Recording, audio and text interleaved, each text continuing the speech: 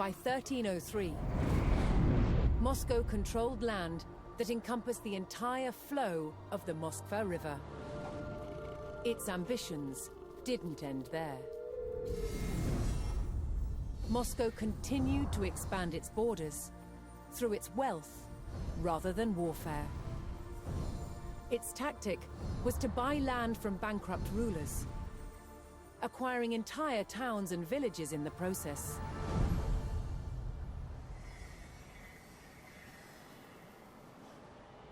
As Moscow was still a vassal of the mighty Mongol Empire, it had to send envoys to pay them tribute.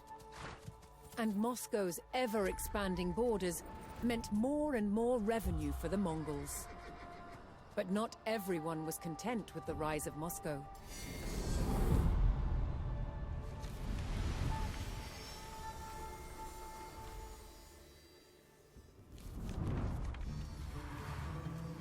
As Moscow grew in power and influence, its Grand Prince, Dmitry Ivanovich, reinforced its vulnerable defenses. Its wooden fortress, the Kremlin, was rebuilt. This time, in stone. But even stone walls didn't deter its enemies. By 1368, Lithuania saw rapidly expanding Moscow as a real threat. Joining forces with the Principality of Tver, they set out to challenge its dominance. They attacked Moscow. But the stone walls held, and the enemy retreated. Tension between the factions refused to die down. In 1370, Moscow marched on territories belonging to both Tver and Lithuania, igniting a full-blown war. Years of bloody conflict ensued, until Moscow's Grand Prince Dmitry Ivanovich finally defeated both enemies. Yet Moscow was still a vassal of the Mongol Empire, which still demanded tribute. Moscow must keep up the payments or face retribution.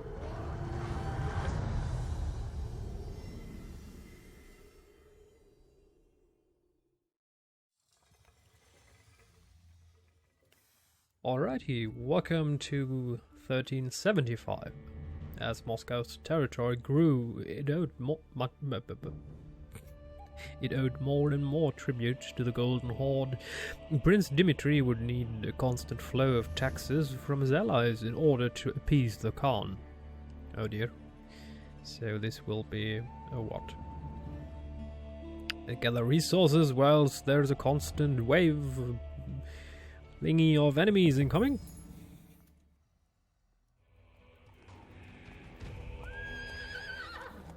Trade routes between Rus settlements supported a vibrant economy, which in turn allowed Moscow to pay forward tribute to the Golden Horde. If Moscow was to avoid a Mongol attack, Dmitry would have to meet the Horde's tribute demands before the Khan's patience expired.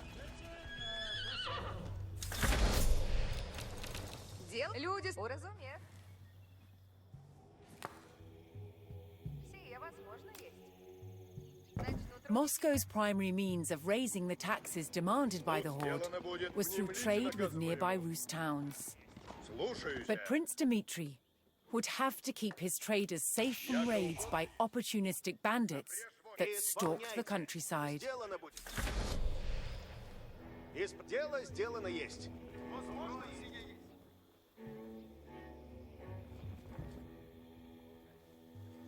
Наказе суть.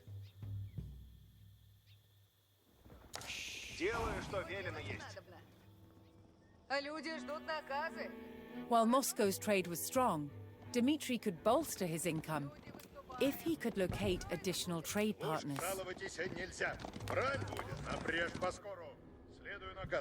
Oh, healing, nice. Радуйся, готов трудитесь есть. Устроено будет.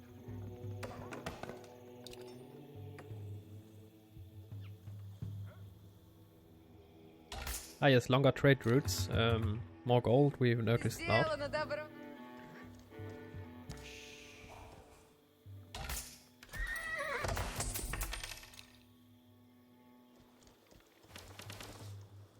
Есть, готов. Надобно в путь идти. Казиновии суть. Дело есть. Приготовляй, уразумей.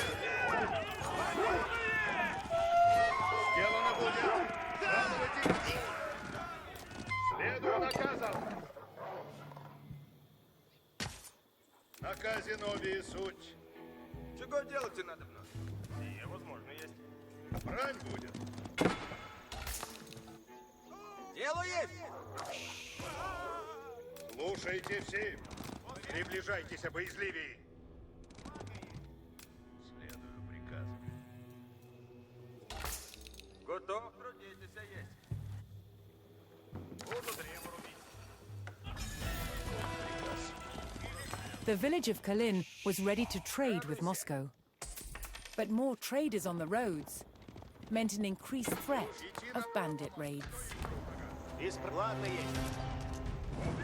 Trade routes brought wealth, but safe passage was not a given with bandits stalking the roads.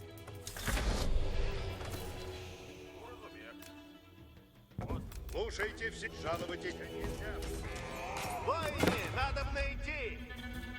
Я здесь. Я построю.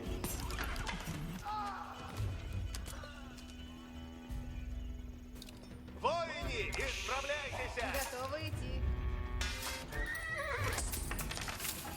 Готовы трудитесь. Брань будет. Брань завет.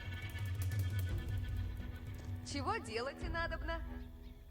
Да, На Казиновии суть. дело есть. Готовы идти. Уразумех. Слушайте все.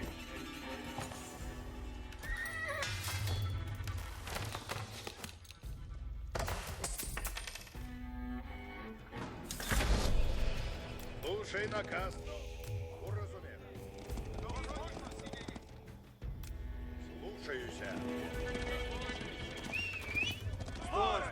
Брань.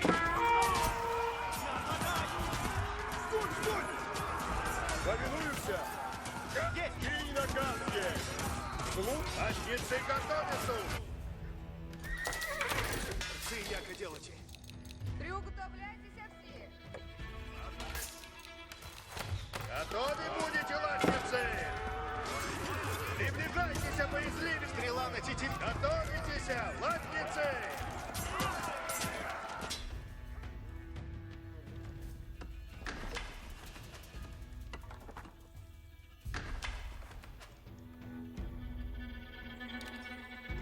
Готово есть. Соглашаюсь.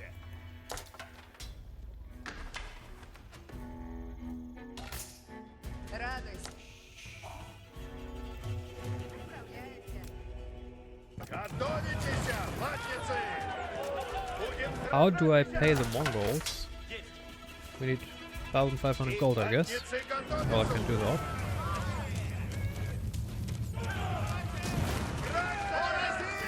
Обрежь поскору. Яко угодно есть. На казису. Делаю, что велено есть. На Казиновии суть. Стрела на На казе буду.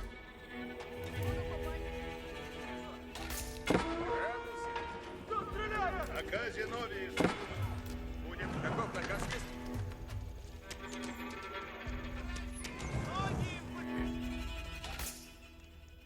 Лучник готов. Молчите. Готовы трудитесь есть. Чего делать и надо? брать. Сделано будет. Слушайте все. Приближайтесь, боязливее. Как направляемся? Двигаемся опасно. Готовь дело. Я здесь. Да, Ополчение есть. работаешь, сделаем. Копейщик, сейчас. Радуйся. Дело есть. Да, сделаю. Слушай наказ снов, напрежь поскору. Исправляйтесь. Уразумех. Дело есть. Радуйся. Слушай наказ снов. Как угодно. As the deadline for payment of tribute approached, Dmitri had to quicken his efforts to collect the necessary taxes.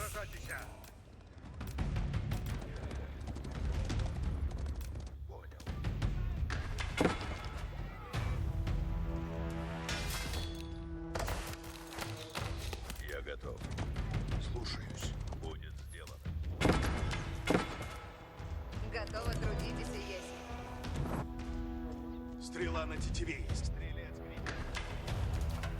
Чего делать и надо? Люди, служите готовы. Я под люди здесь суть. Я пойду туда. Собираем на веса. With the Golden Horde paid, the Muscovites could concentrate on expanding their territory until the next payment was due.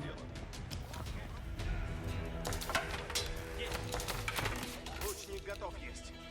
Радуйся. Уразумех. Исполняй. Ладно есть. Готов? Иду. Начну, трудитесь. Стрела на тетиве есть. Я иду уже. Построено будет. Стреляют! Я готов. Следуй наказу. Гад, и схожу. Отправляюсь. Я под... Бойни, исправляйте. Наказе новиесу. Брань будет. Слушаюся. Радуйся. Иду. Начну, трудитесь. Слушай наказ. Muscovite scouts located the town of Susdel, and trade could begin. Люди, поскору, люди. Наказе готове будете. Приступаем. Братцы, яко делайте. Готов. Я поспешу. Я построю сие. Исправляйтесь. As Moscow grew in riches, the Khan continued to demand taxes. If Dmitri did not pay, he would face the swift vengeance of the Horde. Я здесь. Сделаем сие. As Prince Dmitri sought to increase Moscow's power, he turned from trading with his neighbors to purchasing their lands outright. Чего делать и надо? Люди If ждут he наказа. owned the surrounding lands, Moscow would be the dominant center of Rus' power, and Dmitri would be secure as Grand Prince.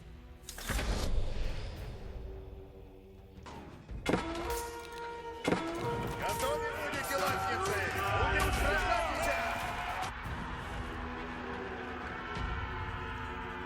Бойни.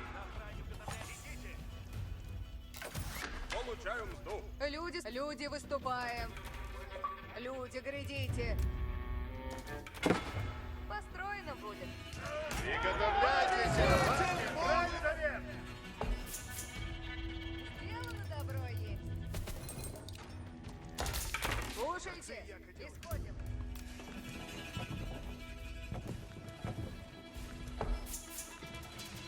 Oh, the hunting cabin, interesting. Приближайтесь, Oh no, you don't dare. Яко угодно есть. Люди здесь суть.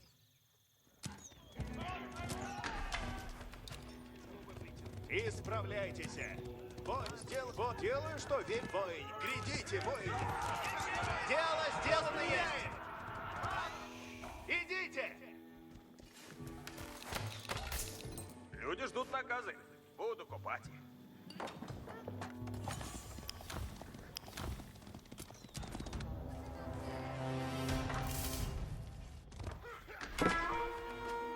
И дело сделано есть. Радуйся.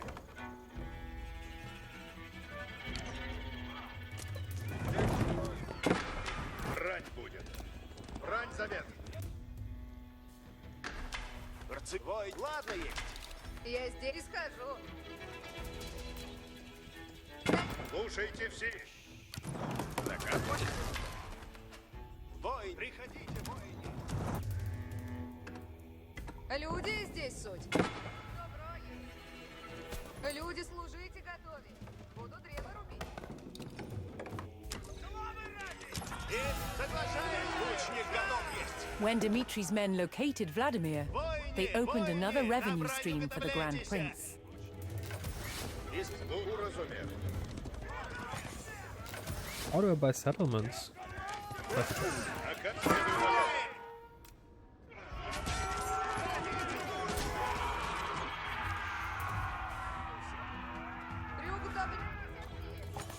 Иди надо.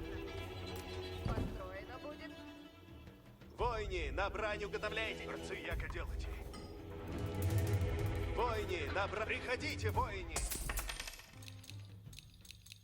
Люди ждут наказы. Чего делать надо много? Люди здесь суть. Меня поражает. Латницы готовятся! Будем сражаться! Приготовляйтесь, латницы! Дело есть. Чего выхожу? Я пойду туда. Люди, поскору люди. Начну трудитесь. Готовитесь, латницы!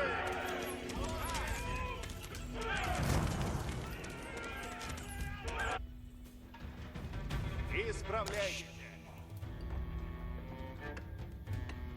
Люди, служите, готовить. Сделано, добро есть. Начну трудитесь. Стрела, соглашаемся. Готовы будете, латницы? Приближайтесь, боязливее!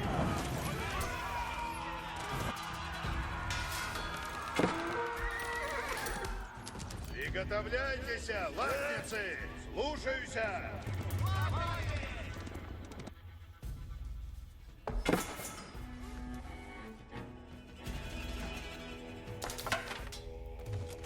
На Казинове идти надо на помалу. Что есть трудного?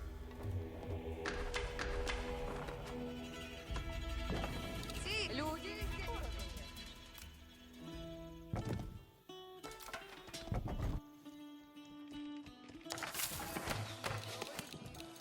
Накази будут.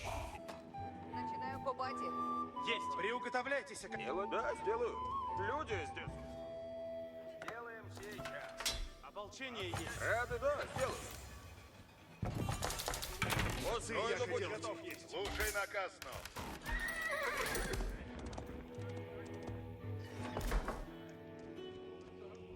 Войны, исправляйтесь. Брань будет. Напрежь войни. Копей, приуготовляйте копии. Ясно.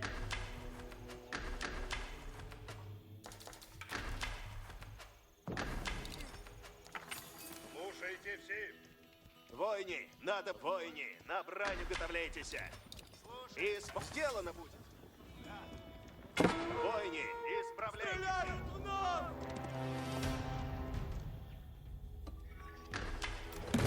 Люди, поскору, люди. Построено будет. Исправляйтесь. Ладно есть. Брань будет.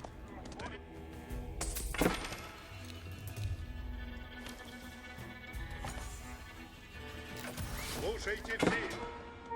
Кто стреляет? Поскору, люди! Поскору, люди!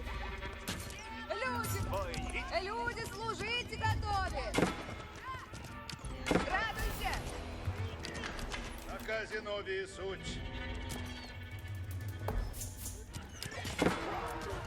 Грядите, войны! Войны, приходите, войны! Войны, грядите, войны! Я здесь. Начну трудитесь.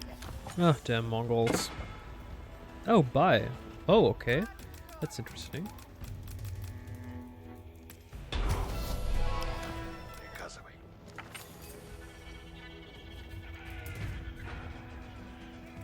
делать и надо, не схожу. Я просто...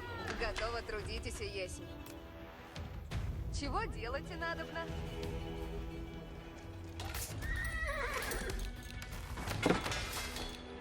На каде. Как угодно.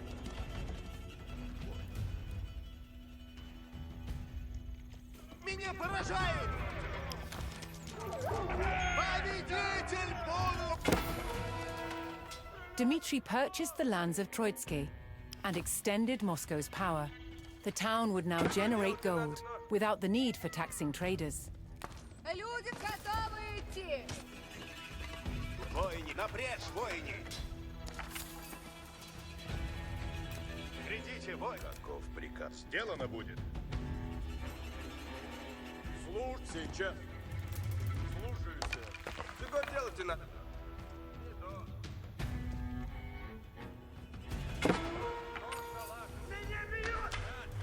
Я готов. Слушаюсь.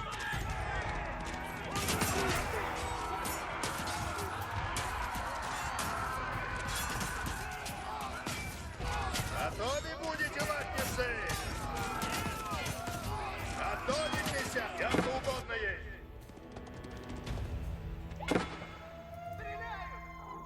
Лук, дело сделано. Приуготовляйтесь все. Слушайте!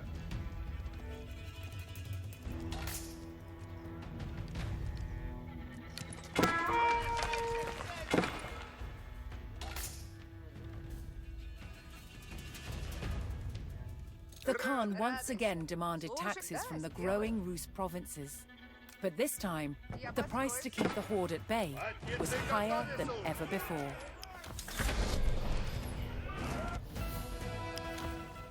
Каков наказ есть?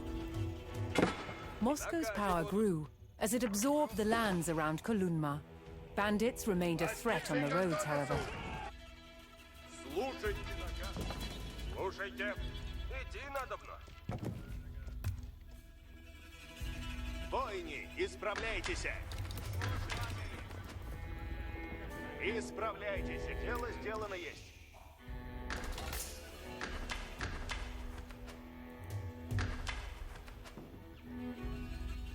Слушай, Люди, служите, готовы. Люди, выступаем.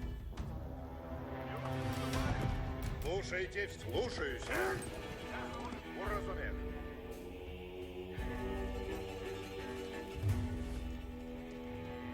Люди, служите, готовы.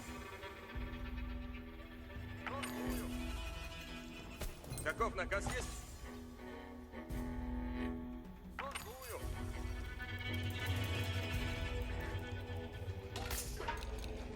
Слушай, яко угодно есть. Брать?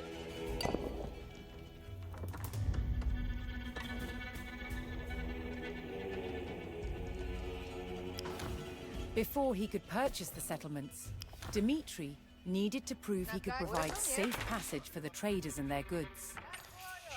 Чего делать и надобно? Исправляйтесь! Приступаю! Идите в путь. Борцы! Ладно, приуготовляйтесь. Надо есть. Идти надобно. Скоро происходит.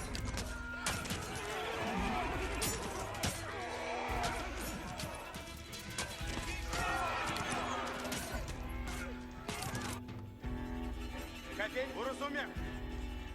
Чего делать и надо? Слушать уразумех. Добро есть. Наказе нові суть. Готовы будете? Следую наказам. Лук, иду! Стреляю! Люди ждут наказ. Брань будет. Люди, служите, готовы. Слушай наказ. Будем сражаться. Приуготовляйте копейщицы, грядите! А люди, выступаем. Построено будет. Слушайте, сделано будет.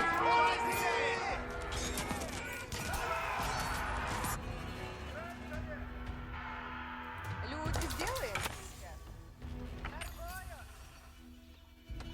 Воини, исправляйтесь! Борцы, яко дел.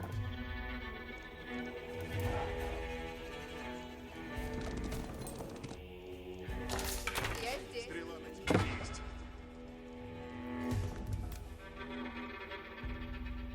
Я построена. Заказы будут. Надобно есть.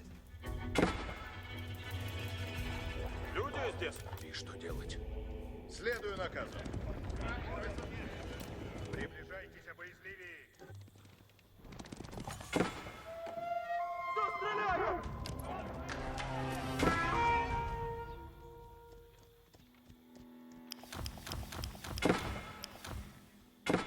Наказен, сделано будет.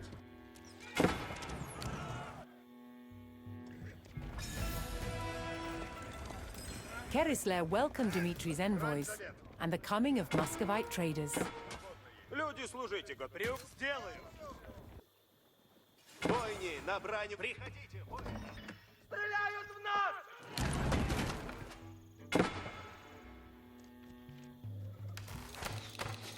Приуготовляйте сие возможное. Люди здесь. Брань. Следую приказу. Наказе новис. Жаловайтесь нельзя. Слушаюся. Будем сражаться. I guess here is last camp and there. I'm not sure. Дело есть. Бойни, надобно идти. Бойни, идите. Работа?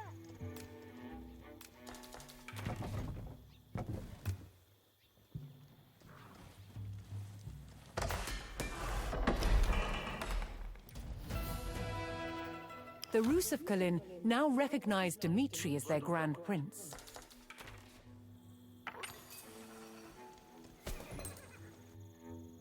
Наказ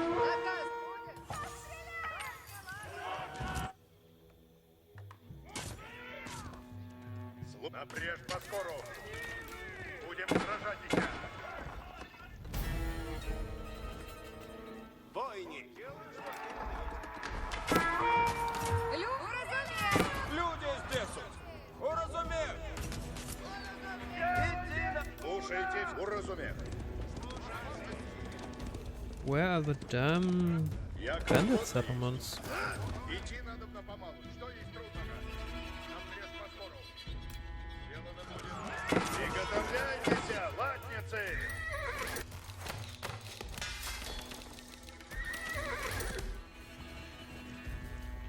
Бойни, напрежь, бойни. Наказ сделан. Напрежь, бойни. Бойни, на браню сделано будет. Лук готов есть.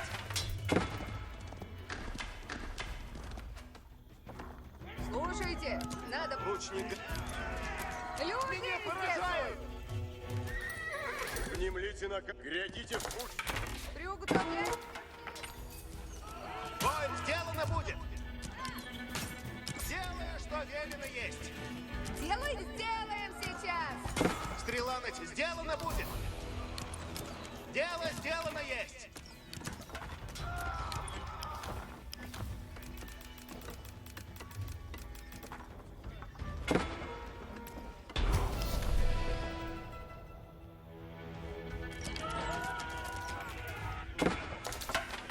Пища есть. Исправляй. Бой, приходите. Наказ. Дело сделано есть. Бойни, идите. Я здесь. Что делать надобно? Сие. Исправляйтесь. Наказ. Да, сделаю. Приказ слушаюсь.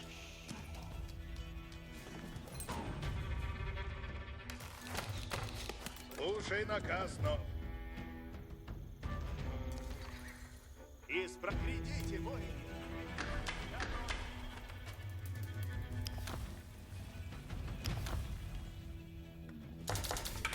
Чего делать и надо?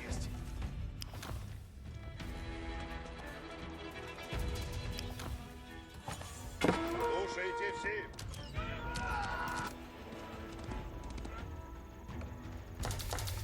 Стрела на тетиве Брать есть. будет. Следую наказу.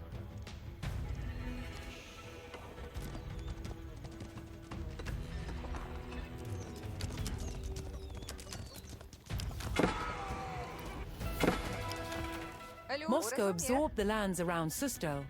extending its power. Moscow's power over the region was now secure. Войне. Слуг жаловайтесь нельзя.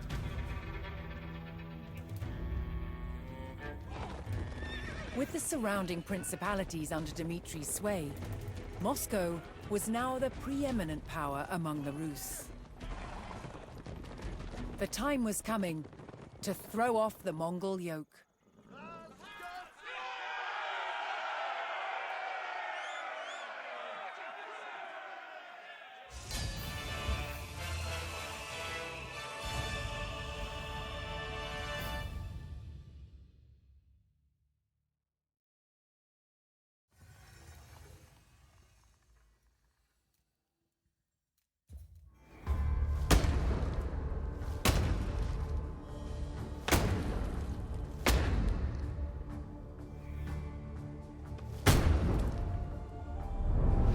Medieval Moscow, Muscovy, was shielded by vast forests, which slowed the advance of approaching enemies. These woodlands were also an abundant source of timber for building wooden forts. Forts built within urban settlements were called Kremlins. The original Kremlin in Moscow, from at least the 12th century, was made entirely from wood, as were all buildings in the city. To understand how these forts were constructed, a scaled-down version is being made. Moscow built forts in vast numbers. You can see they had an ingenious way of doing it. These standard lengths of wood have V-shaped notches cut into the end, and then they can be simply overlaid into a box construction which forms a cell. No joints, no nails, just the sheer weight will keep them in place. Stacked together both vertically and side by side, these cells created astonishingly resilient walls. They were far better at withstanding attacks from mighty siege engines than simple vertical palisades.